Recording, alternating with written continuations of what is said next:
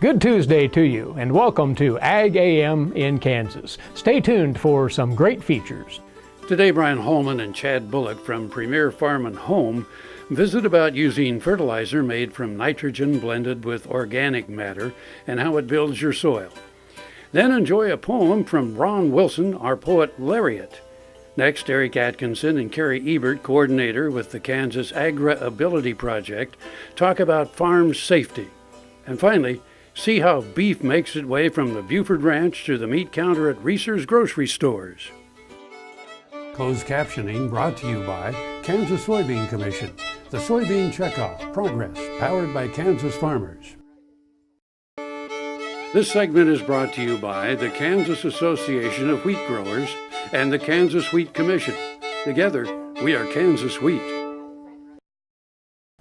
Welcome back to the show. We're out at Premier Farm and Home. We're joined by Chad. It's good to see you, Chad. Hey, what's going on, Brian? Hey, last week we got to talk about coating on some of the fertilizers, and we were kind of talking off camera, and you said, we should really talk about some of the other organics and some of the other things. What we're seeing, Brian, is we're seeing a resurgence or an appearance of some more blended sources of nitrogen coming in, and I'm a fan of multiple sources of nitrogen, so you don't overload one way or another.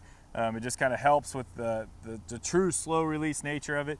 So one thing you're running into is they're blending in Milorganite, which is an organic source of fertilizer, in with our mineral sources. So what you're getting is a little bit of extra organic matter in addition to fertilizer when you're putting it out.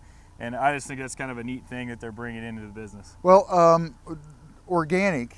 Right. Now, when I think of organic, I think of big clumps of dirt or wood or something like that, but this is not what I'm thinking of. No, this would be something else. The city of Milwaukee produces it for us. They dry it out, sanitize it, and bring it back here. And what it is essentially organic waste that we put out on the yard, and what it does is it doesn't break down at once. What's required is the bacteria in the soil have to eat it, then when they die, they mineralize it and release it. So it's not available, or at least not all of it's available right away. This process of mineralization has to take place. And why should we be thinking about using those versus some of the fertilizers we've used for years? Well, what it does is it just offers another avenue of release. So you have these, what I call the still organic, urea is still an organic compound, but it's what we have these fast release ones that, bam, the yard gets something now. Okay, the coatings break down, but then what? What can we do that would be there to build up that soil over time? So these organics, what they do is they get on the soil and nothing happens the first time. Then you do it again, nothing really happens. And then you do it again, and then a year or two goes by, and then they start releasing, and it's just like dividends being paid every year while you have that yard. That's a really cool deal. Does it determine the health of our yard? I mean, as far as if we've got patchy, we're going to overseed and some other stuff. Does this play a role in that? What it does is it helps with your general soil health. So what you're doing is you're going to create drainage channels, help turn that clay over time into something that's a little more drainable, a little well drained, and a little bit more breathable so that the root system can get deep. And that's really what we're looking for. Well, and I mean, everybody knows, at least here in Northeast Kansas, that we've got very clayey soils. That's and right. And that's right. Runoff is one of those issues that we deal with all the time. Yep. One other thing that's kind of neat out there, Brian, is they have these new nitrogen stabilizers that they put out there. And what that means is, okay, we have one method where you try to coat it and you try to get it, or maybe even you bond it. There's some ones like Mesa with their methylated ureas. They actually kind of infuse it into another molecule that breaks down slow. Well, what these stabilizers do is they essentially just, rather than when the urea comes out, it separates into ammonia and an ammonium, I guess, are the two. And what it does is an enzyme in the soil makes that happen, and it just helps stop that process. So it's just not released. So urea in itself isn't released right away. It's once that urease in the soil breaks it down. So these new stabilizers, essentially, they come in and they just cut the process out. So, or slow it down greatly, so you don't have to worry about a coating or all these other things, and can give you similar results to a sulfur coating at a lot less expense. Is fall a good time to manage our yard as far as our soil health, or spring? Oh, it is the time, Brian. Okay. It's a lot easier to do things in the fall. You don't have the pressure of weeds, so the fertility can be a little higher. You really can be aggressive because the turf's growing well, so any aeration or slicing or those sorts of things can happen. and you don't have that risk to the plant like you do in spring. You know, you may damage it and it may not perform for you in the summer. We want to remind everybody, heycow.com, if you want to see this episode again or any of the other episodes that we've cut over the years, or our website, which is Ag AM in Kansas. It's good to see you, Chad. Thank you, Brian. Appreciate it. This hog is head over hoof for meal made from U.S. soybeans. Now, one hog isn't that impressive, but suppose we add another, and another, and another. Before long, you've got billions of hungry customers around the world all clamoring for the same thing. Our soybeans. Learn more about the billion-dollar appetite of animal agriculture at BeyondTheElevator.com. Brought to you by America's soybean farmers and their checkoff. The Kansas State University College of Veterinary Medicine is a leader in food animal research and education. Our researchers are constantly expanding the knowledge of animal health and food safety. Through the Veterinary Health Center and the Kansas State Veterinary Diagnostic Lab, we provide practical services for animal producers. Home of the Beef Cattle Institute, the college is committed to animal welfare training and research. The Kansas State University College of Veterinary Medicine, knowledge and service for the future of animal production. Purple Wave is a proud supporter of the Kansas FFA through the Bid for Blue program. Purple Wave donates a portion of the proceeds earned on certain ag assets to the Kansas FFA. Winning bidders can designate a Kansas chapter to receive the donation. To date, Purple Wave is proud to have donated over $10,000. Visit purplewave.com to learn more and to place bids on Bid for Blue assets. Purple Wave Auction. Straight, simple, sold. This segment is brought to you by Tarwater Farm and Home. Come on by, we'll treat you like family. My ag teacher always taught us to always use the right tool and for the purpose for which it was intended. I thought about that sometimes when I'm out riding horse in a pasture. I find a fence that needs fixed, a gate that needs to be mended, and I don't have a big shop of tools. So what do? I use my cowboy smarts and improvise, usually with bad results.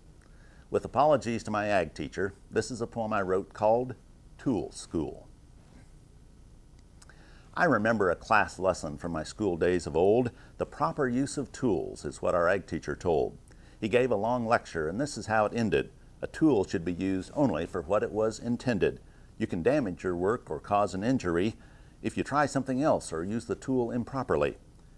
Of course, we all knew that. It was only common sense. You wouldn't use a drill press to fix a barbed wire fence, so we bided our time and sat there looking bored as we waited for the end of the class we were looking toward. The years have come and gone since I took that class, but I still think about it when I'm checking cows or grass. I know the teacher's right about the way he theorized, but out here in the pasture, we have to improvise. If you see a broken fence and have to make a stop, you don't have all the fancy tools they have down at the shop. Many times I've used some pliers to hammer in a nail. A screwdriver works just like a punch without fail. I know this is one to make my old shop teacher shudder. I found dehorning shears can work like a bolt cutter. Pulling a rope around a fence post works something like a winch. Wrapping wire on your pliers handles works like a crescent wrench.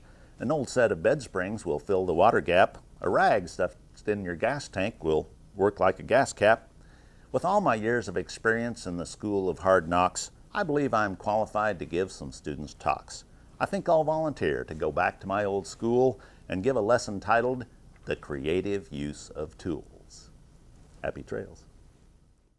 We started using Multimin about 4 years ago. We started out first in our own cow herd and our own replacement heifer program just to see how it'd work, experiment with it. We don't like to put a new product out there with our clients unless we've tried it ourselves or there's a lot of data behind it that we like. We had really good results with it our first year, really are happy with the way things worked. So we decided to start using our clients, and we have been now for 3 years, and I would say 90 to 95% of our clients use Multimin. At Wildcat Feeds, the only feed that matters is yours. We'll help you manage your feed costs with our custom blended nutrition. For more information, visit us online at wildcatfeeds.com and call us today for our current mineral specials. Soil is the life of a farm, and for 25 years, SureCrop Liquid Crop Nutrition has helped growers produce abundant quality crops while preserving and improving the soils they steward. SureCrop offers complete soil and plant analysis with cropping recommendations, delivery direct to your on-farm storage, and quality crop nutrition custom blended for your field. Choose SureCrop for the assurance of excellence for your soil. Call today or visit their website for more information. This segment brought to you by the Kansas Soybean Commission, the Soybean Checkoff, progress powered by Kansas farmers. You're listening to Agriculture Today. We've brought by once more Research and Extension Farm Safety Specialist at Kansas State, Carrie Ebert, to share a few thoughts specifically on road travel for farmers and ranchers as we get deeper into the fall. More on that in a moment. But this designation as farm safety and health, very important for folks to keep in mind, right? Very important all year round during the busiest agriculture season of the year to take extra stock in being safe and healthy on the farm, but certainly safe as we're heading into the busiest season, farm season of the year in the fall, where we've got planting operations underway. We have all the fall cereal crops that we're harvesting. Many are still putting up hay this year, and then we're moving cattle also, primarily, on roadways. So practically every conceivable type of farm equipment is in use right now. Making sure that you're, using safe operating practices, that machinery is in good working order. And to drive the point home, numbers do that very well, and it's a reality. We have way too many farm and ranch mishaps, oftentimes resulting in fatalities, most assuredly in serious injuries. Yeah, farming and ranching remains one of the top causes of fatalities in the United States. It's not the number one industry, certainly, but we are typically, ag is in the top three. And to illustrate that, I've got data from the Great Plains Center for Agricultural Health and Safety, which serves the state of Kansas, collecting agriculture accident fatality statistics. And in 2011, which is the most recent year that we have statistics for, we had 17 farm fatalities in Kansas. And just in Kansas alone now. Just in Kansas in that year of 2011. And we talked a little earlier about, road safety. 8 of those 17 fatalities happened with tractors, and 3 of them were on the roads. So we know, statistically speaking, looking back many, many years, that tractors are involved in fully 50% of the accidents that happen on the farm. Rollovers, they happen all too frequently. Collisions with other vehicles do happen as well from time to time. And that leads us into good road travel practices as producers. Yeah, unfortunately, we see all too many of these collisions and usually tractors, because tractors are moving fairly slowly, and often they're pulling some piece of trailed equipment or a hay trailer or something like that.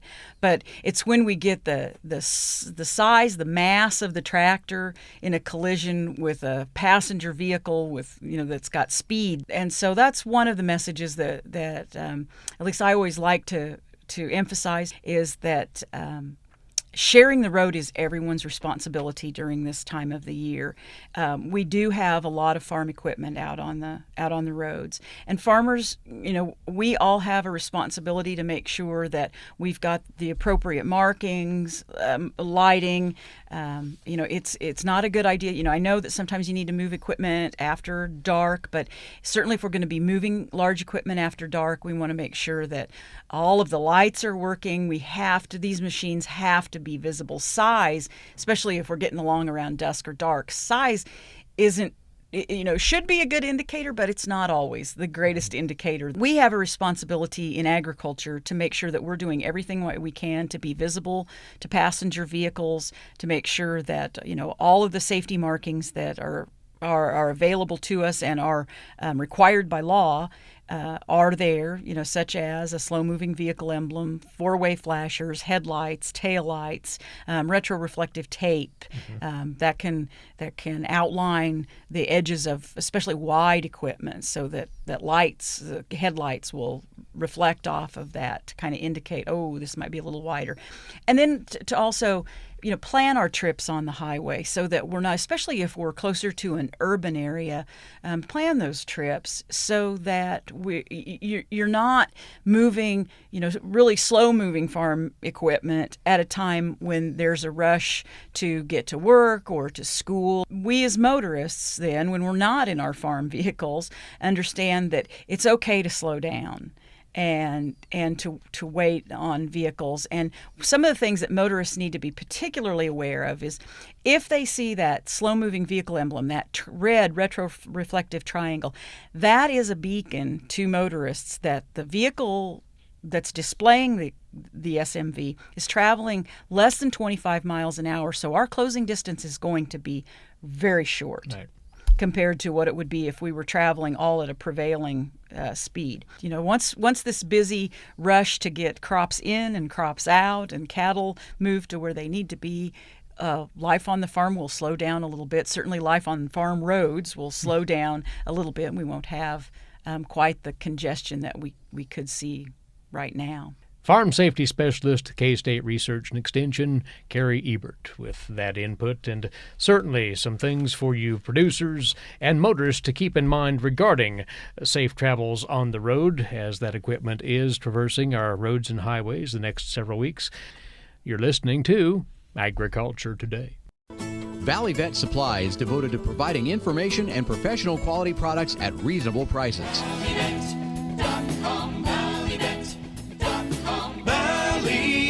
Supply. Tar Waters has what you need for all seasons for around the farm and home. Working, hunting, growing, feeding, snow removal, even fun for the kids. And a service department with experienced techs to help keep your equipment in top running condition. Tar Waters has a huge selection and the best prices. Tar Water Farm and Home. Family owned and operated since 1978. They have what you need. Welcome to the Topeka room of the Shawnee County Public Library. If there's anything I love better than researching and writing about history, it's sharing it with people. I've spoken to hundreds of groups throughout the nation on C-SPAN, on numerous documentaries, on different channels, and the sharing of your incredible history gives me so much pleasure, and I'd love to come and visit your group and share that with you. You can find me on Facebook. You can drop me an email, debbeisel@yahoo.com. You might even come in here to the library, and I'm sure they will always know where to find me. Innovation is being driven in places you might not expect by people like Brent Hayek, an Oklahoma family farmer, who recently set a world land speed record in a Ford Super Duty pickup truck powered by renewable B20 biodiesel. Advanced performance is here, now, putting America on the fast track to more jobs and energy independence. Biodiesel, America's advanced biofuel. This segment is brought to you by Santa Fe Trail Meats in Overbrook. Stop by or visit us at sftmeats.com. More than ever, consumers want to know where their food comes from. That's why Certified Angus Beef and Reese's Grocery Chain have set out to tell the story of beef, from farm to meat counter. Last year, we started working with Reese's to create an advertising campaign that would feature Oklahoma Angus ranchers and make the tie to consumers who want to know more about where their product is from, and really share the story that Reese's is really proud to feature the high quality product that they do, and while doing so, really helping to support Oklahoma Angus ranchers. There's not a lot of consumers that come out to the ranch and see how we raise the animals. And so they're looking at the end product, not necessarily what we're doing out in the country. The personnel had the opportunity to see life on the ranch firsthand. We're bringing out a lot of our people that work on the fresh side of our business, also obviously within the meat department, and we're bringing them out so they can understand the program from the ground up. So they see it all the way from the people that are raising these cattle and how they're cared for and how it's processed, all the way through to our store when it comes in our back door, and then how we take it and we market the product within the store all the way to the counter and then all the way to the consumer as they leave the store.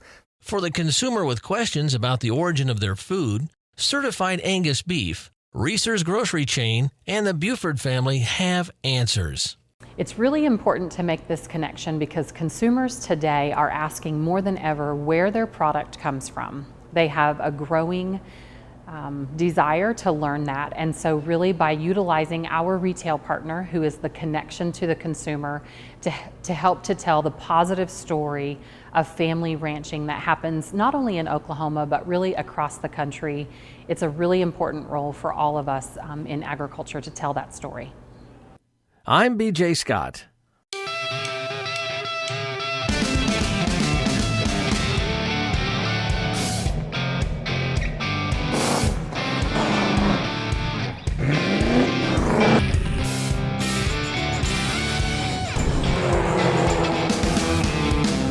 This is the fast track to more jobs and America's energy independence.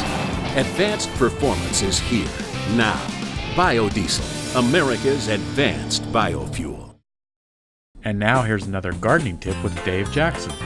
The secret to a dark, green, lush, healthy lawn begins with testing your soil for proper pH and fertility, planting high-quality, weed-free seed, and applying the correct fertilizers and herbicides at the proper time. Let Jackson's and Fertilome products help you succeed with your lawn. Our Tri-Power Turf Type Fescue is 100% weed-free and on sale now. Stop in for answers to all your lawn questions and get a great deal on our Tri-Power and new lawn starter. Tallgrass Commodities offers producers bulk commodities at a reasonable price with reliable service throughout the whole Midwest. To find out more about Tallgrass Commodities, visit tallgrass.us or call 785-494-8484. Dr. Dan here. Whether I'm driving up and down the roads covering the state of Kansas or I'm getting between Riley and Manhattan for my job, I'm driving a Ford truck. I'd like you to come out and visit my friends here at Dick Edwards Ford. They have a truck that'll suit your needs, whether you're looking for power with a Power Stroke diesel, or if you're looking for fuel efficiency with the new EcoBoost engine, they got a truck that's just right for you. They're located 2 miles east of the Town Center Mall in Manhattan, Kansas, and they'll bend over backwards to help you. And I'll see you down the road. Ag AM in Kansas is brought to you in part by Premier Farm and Home. Stop by or visit us at haycow.com.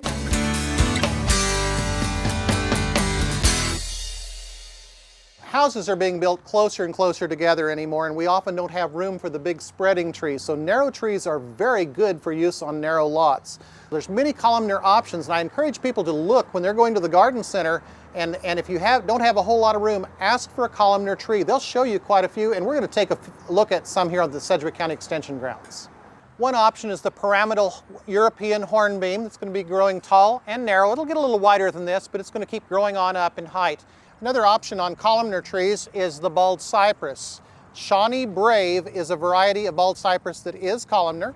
Neat thing about cypress, it'll look like an evergreen during the summer, but then it turns bronze and loses its needles in the winter. So we're getting toward that fall color right now. Perhaps one of the most popular narrow trees in Kansas is the fastigiate or columnar English oak. They're adapted throughout the state. They will hold their leaves on into the winter and turn brown and hold them through the winter, which is really nice looking. One thing kind of fun on these, you can pick up the acorns, and often they will come true from seed, so you can grow your own columnar English oak. Behind me on over here is another columnar, but this is English oak, but it's been crossed with white oak, which will give you red fall color, and it's called Crimson Spire. Very nice throughout Kansas. Well, one of my favorite plants for tall and narrow is the Taylor juniper. This is just an eastern red cedar that is known to grow tall and narrow. This thing is going to mature at only 3 foot wide, 25 foot tall. So in landscapes where we're looking for something kind of like an Italian cypress type look, and Italian cypress aren't hardy here in Kansas, this is the plant to go with. It comes from southern Nebraska is where it was first found, so it is hardy statewide throughout Kansas. Another great aspect of this plant, it never needs shearing. You don't have to worry about getting out the ladder to maintain it at this look. This is how it grows. For more information, visit your local extension office or visit our website at kansasgreenyards.org. Closed captioning brought to you by Kansas Soybean Commission. The Soybean Checkoff Progress, powered by Kansas farmers. We'll have lots more for you tomorrow here on Ag AM in Kansas. We're here every weekday, same time, same station. Or look for us on the web at agaminkansas.com. Eric Atkinson here from K-State Research and Extension.